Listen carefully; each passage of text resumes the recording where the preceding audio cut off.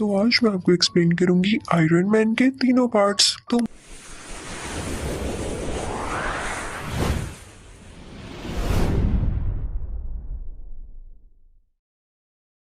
Movie की starting होती है अफगानिस्तान के बॉर्डर को दिखाते हुए। वहां पर यूएस आर्मी भी होती है जो कि किसी ऐसे आदमी का इंतजार कर रही होती है जो कि वेपन्स को डील करता था और उसका नाम था टोनी। फिर कुछ ही टाइम में हम देखते हैं कि टोनी वहां पर पहुंच जाता है। वहां पर टोनी उस आर्मी को एक मिसाइल दिखाता है और कहता है कि ये हम लोगों ने बनाया है, ये इतना ज्यादा खतरनाक है कि ये एक मिसाइल ही पूरी कंट्री को तबाह करने के लिए काफी है। और फिर वहां पर उसका एक्सपेरिमेंट किया जाता है। दरअसल टोनी यहाँ पर आर्मी से कोई डील करने आया था और इस डील से वो बहुत अमीर हो सकता था। उसके बाद वो यहाँ से चला जाता है, लेकिन तभी टोनी की कार पर कोई फायरिंग करने लगता है। वहां पर मौजूद सारी की सारी आर्मी टोनी को बचाने की कोशिश करती है, लेकिन वो लोग उन आर्मी को फायर करके मार देते हैं। टोनी अपनी जान बचाकर गाड़ी से बाहर तो आ जाता है, लेकिन उसके पास उसी की कंपनी का बॉम्ब पड़ा होता है जिसके फट जाने से वो काफी जख्मी हो जाता है।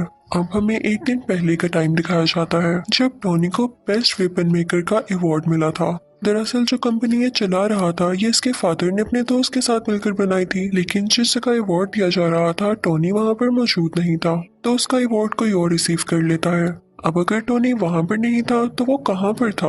वो था एक कैसीनो में। वहां पर वो आदमी आता है जिसने टोनी का वो से उसका अवार्ड देता है, तो वो कहता है कि यार मैं इसे कहाँ रखूंगा, मेरे घर में तो जगह ही नहीं है। वो अवार्ड वो लोगों को देकर वहां से चला जाता है। तभी वहां पर एक रिपोर्टर आती है और टोनी से कहती है कि क्या आप सेटिस्फाई हैं, क्या आप नए नए वेपन्स बना रहे हैं और वो इतने खतरनाक हैं कि किसी की भी जान ले सकते हैं, बल्कि पूरी कंट्री डिस्ट्रॉय कर सकते हैं। तो टोनी कहता है कि हाँ मैं सेटिस्फाई हूँ, क्योंकि अगर हम वेपन्स ना बनाएं तो लोग हमें ही मार डालेंगे। उसके बाद ये दोनों कुछ टाइम साथ स्पेंड करते हैं और फिर टोनी को बताया जाता है कि उसकी अफगानिस्तान के लिए फ्लाइट है और टोनी अपने प्राइवेट जेट से होता हुआ अफगानिस्तान आ जाता है। अब सीन शिफ्ट होता है प्रेजेंट टाइम की तरफ, जब टोनी बेहोश है और एक बैटरी से कनेक्टेड है। जब उसे होश आता है तो वह देख के काफी हैरान होता है कि मेरे साथ बैटरीज क्यों लगी हुई हैं। वो होश में आकर अपने साथ खड़े आदमी से पूछता है कि मेरे साथ ये क्या हो रहा है। तो वो आदमी उसे बताता है कि जब तुम्हारे साथ वो बॉम्ब एक्सप्लोड हुआ तो उसके कई पीसेस तुम्हारी बॉडी के अंदर चले गए। वो इतने छोटे पीसेस थे कि हम उनको बाहर नहीं निकाल सकते थे। अब इसका एक ही हल था कि हम उन पीसेस को तुम्हारे दिल के पास जाने से रोक सकें, तो इस वजह से हम ये इलेक्ट्रोमैग्नेटिक वेव्स यूज कर रहे हैं। तो तुम्हें घबराने की कोई जरूरत नहीं है। हमें पता चलता है कि टोनी को टेररिस्ट ने किडनैप कर रखा है और तभी वहां पर उन टेररिस्ट का लीडर आता है। वो टोनी से कहता है कि जानते हो मैंने तुम्हें किडनैप करके यहाँ पर क्यों बुलाया, मुझे तुम्हारा बनाया गया मिसाइल काफी पसंद आया और जैसा कि तुम जानते हो कि यूएस आर्मी ने हमारे बॉर्डर पर कब्जा कर रखा है, तो मैं चाहता हूँ कि सेम मिसाइल तुम हमारे लिए भी बनाओ और बस जैसे ही तुम मुझे मिसाइल दे दोगे तो मैं उन पर छोड़ दूंगा। तो टोनी कहता है कि हरगिज नहीं, ये तुम्हारी भूल है। तो टोनी के साथ खड़ा हुआ आदमी उसे कहता है कि नहीं ऐसा नहीं करो, तुम्हारे पास इसके अलावा और कोई सोल्यूशन नहीं है, क्योंकि ये एक ऐसा इलाका है जहाँ तुम्हारे साथी इवन आर्मी भी नहीं तुम्हें ढूंढ सकती। अब ये आदमी था कौन? दरअसल ये आदमी भी वेपन्स बनाया करता था और इन्हें भी यही लोग लेकर आए थे यहाँ पर। अब टोनी और वो डिसाइड करने लगते हैं कि यहाँ से बाहर कैसे निकला जाए। हालांकि यहाँ से बाहर जाना लग तो इम्पॉसिबल रहा था, लेकिन वो फिर भी ट्राई करना चाहते थे। वो आदमी कहता है कि मुझे अपनी फैमिली के पास जाना है, तो टोनी कहता है कि मेरी कोई फैमिली नहीं, बस एक ड्राइवर और एक सेक्रेटरी है। तो वो दोनों सोचते हैं कि हम कोई ऐसा ड्रेस बनाएंगे जो कि बुलेट प्रूफ हो, ताकि जब हम लोग बाहर निकले और वो हम पे शूट करें तो हम पे कोई असर ना हो और हम फौरन से भाग जाएं। वो आदमी टोनी को बताता है कि तुम्हारी बॉडी में जो इलेक्ट्रोमैग्नेटिक वेव्स हैं उनको सिर्फ वही बैटरी कंट्रोल कर सकती है जो मैंने तुम्हारी बॉडी के साथ कनेक्ट की थी। अब उसको ढूंढना होगा ताकि उसको यूजफुल बनाकर हम यहाँ से बाहर जा सकें, लेकिन उस सूट के लिए इनको बहुत हाई पावर्ड बैटरी चाहिए थी जो कि सूट को रन भी कर सकती। दूसरी तरफ लीडर को तो यही लग रहा होता है कि शायद ये लोग मेरे लिए वो मिसाइल बना रहे हैं, तो वो उसको मटेरियल भी देता रहता है, क्योंकि वो नहीं जानता होता कि मिसाइल बनाने के लिए क्या क्या मटेरियल चाहिए।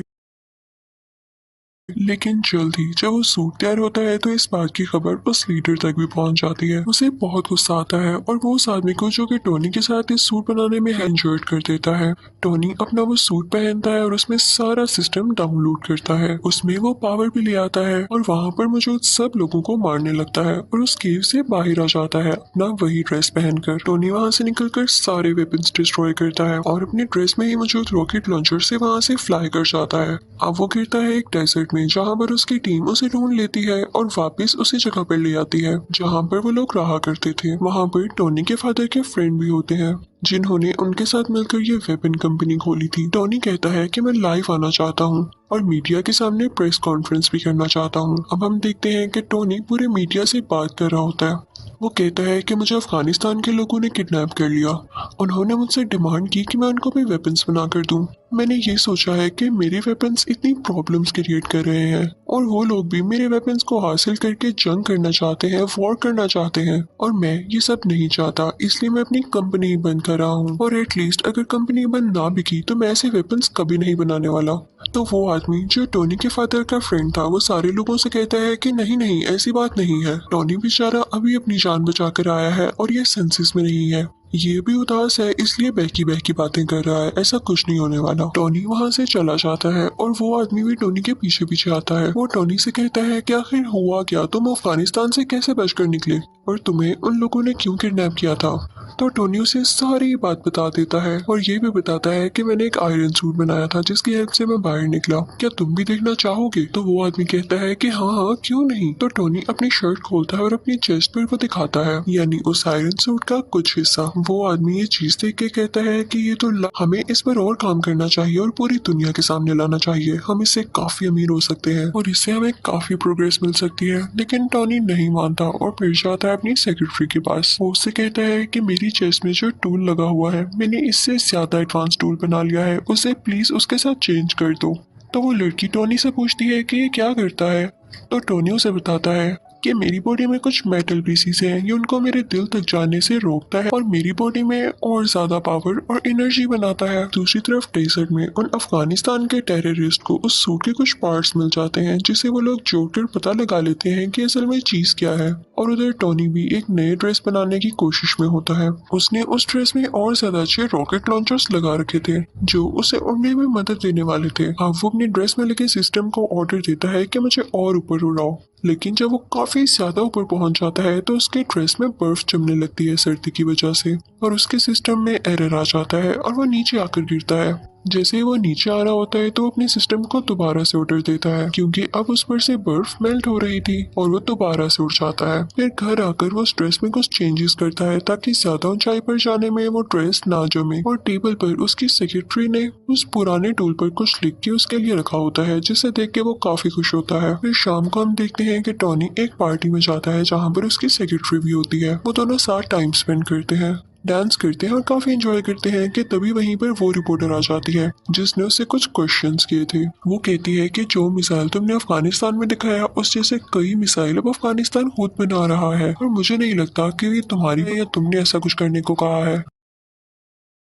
टोनी एकदम बहुत गुस्से में आ जाता है और उसे लगता है कि हो ना हो ये काम उसी आदमी का है जो कि उसके फादर का दोस्त था, यानी उस कंपनी का शेयर पार्टनर। टोनी सीधा उस आदमी के पास जाता है और उससे पूछता है क्या वाकई में तुमने वो मिसाइल वहां पर भेजा है। तो वो कहता है कि हाँ मुझे ऐसा करना पड़ा। तो टोनी कहता है क्या तुम्हें पता भी है वहां पर जो टेररिस्ट है वो लोगों को कितना मार रहे हैं और तुमने उन्हीं टेररिस्ट की मदद कर दी, हमारी कंपनी ऐसे काम नहीं करती। लेकिन वो उसकी एक नहीं सुनता। फिर टोनी घर आ जाता है और खुद ही कुछ करने का ट्राई करता है। टोनी अपने ड्रेस को बहुत एडवांस बना लेता है, उसमें उसने हर तरह की टेक्नोलॉजी यूज कर दी थी जो कि फायर भी कर सकती थी और छोटे छोटे रॉकेट्स भी शूट कर सकती थी।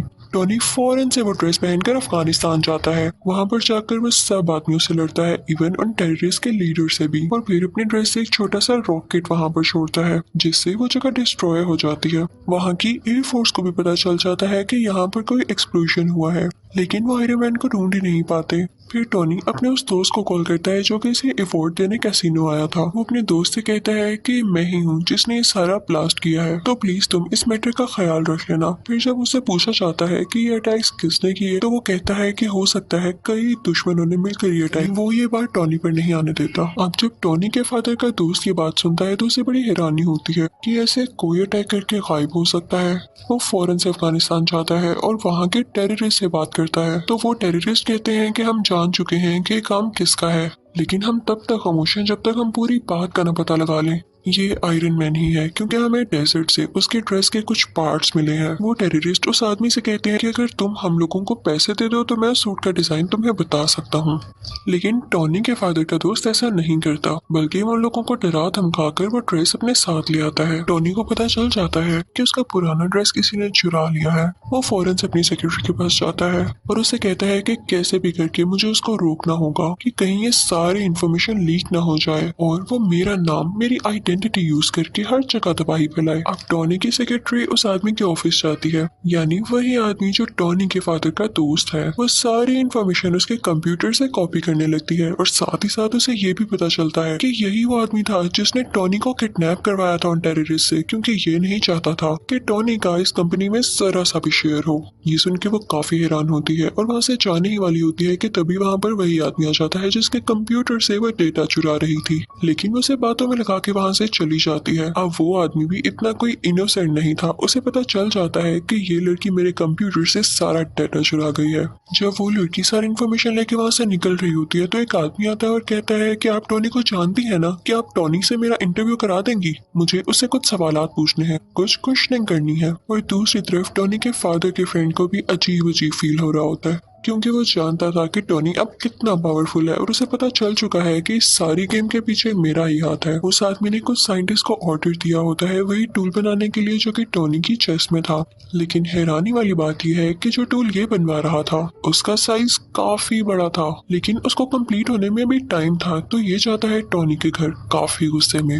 वो टॉनी की बॉडी को उसकी चेस्ट में से वो टूल यानी जो उसका हार्ट था वो ले जाता है, जिसकी वजह से टॉनी बहुत डाउन फील करने लगता है और उसके बगैर वो ज्यादा देर जिंदा रहने वाला नहीं था। कि तभी टॉनी को याद आता है कि उसके सेक्रेटरी ने उसे एक पुराना टूल भी दिया था। वो फौरन से उसको लगा लेता है और अपना ड्रेस दोबारा से अपनी बॉडी पर ले आता है। अब टॉनी के फादर का फ्रेंड तो टॉनी का वो टूल लेके जा चुका था। उसने अपने पास काफी बड़ा आयरन जायंट बना रखा था जिसका वो नाम रखता है आयरन मॉन्गर। वो आदमी वो टूल जो टॉनी की चेस्ट से निकाला गया था उसके अंदर डाल देता है, जिससे वो एक्टिवेट होने लगता है। उसमें कई पावर्स आ जाती हैं। लेकिन इतनी ही देर में असली आयरन मैन भी वहां पर पहुंच चुका था और अब इन दोनों में काफी ज्यादा फाइट होती है। अब वो दोनों लड़ते लड़ते रोड पर आ जाते हैं। तभी आयरन मैन को याद आता है कि अभी तक ये सूट पूरी तरह ठीक नहीं हुआ, यानी अभी भी ये कई ज्यादा हाइट पर जाकर फ्रीज हो जाएगा। वो फौरन से ऊपर उड़ने लगता है ताकि आयरन मॉन्गर भी उसका पीछा करे। और जब वो लोग बहुत ऊपर पहुंच जाते हैं तो आयरन मॉन्गर का ड्रेस जमने लग जाता है, फ्रीज होने लग जाता है और वो अजीब सा हो थोड़ा डल होके नीचे गिरने लगता है। लेकिन तभी नीचे आते ही वो दोबारा से एक्टिवेट हो जाता है और वो आयरन मैन पर ये दोनों पता है कहाँ आकर गिरते हैं, उसी लैब पर जहाँ पर ये बहुत बड़ा टूल बनाया जा रहा था। इस टूल को उसी आदमी के साइंटिस्ट बना रहे थे जो टॉनी के फादर का फ्रेंड था। अब आयरन मैन अपनी सेक्रेटरी को फौरन से कहता है कि तुम ये टूल एक्टिवेट कर दो, मैं यहाँ से फौरन से भाग जाऊंगा और इसका सारा का सारा इफेक्ट इस आयरन मॉन्गर पर हो जाएगा, क्योंकि ये नहीं जानता होगा कि टूल स्टार्ट होने वाला है। वो लड़की ऐसा ही करती है। उसमें काफी ज्यादा रेज निकलती हैं जो कि आयरन मॉन्गर के गिर्द आ जाती हैं और इन रेज की वजह से आयरन मॉन्गर मारा जाता है। अब अगले दिन हम देखते हैं कि टॉनी की प्रेस कॉन्फ्रेंस होती है और सारे उससे क्वेश्चन कर रहे होते हैं कि क्या आप ही हो आयरन मैन। तो उसके पास एक आदमी आता है और कहता है कि नहीं, आपने ये नहीं कहना, आपने ये कहना है कि उसमें आपका बॉडीगार्ड था और उन दोनों में आप इसमें कोई पर्सनल इश्यूज की वजह से लड़ाई हो रही थी और आपके फादर के फ्रेंड भी नेचुरल डेथ मरे। लेकिन टॉनी वो स्क्रिप्ट उठा के सब लोगों के सामने चला जाता है। तभी उसका दोस्त उसके कान में कहता है कि जो भी बात सच है वही बोलिएगा। आयरन मैन सबके सामने बोल देता है आई एम आयरन मैन, यानी अब सबको पता चल चुका था कि असली आयरन मैन टॉनी ही है।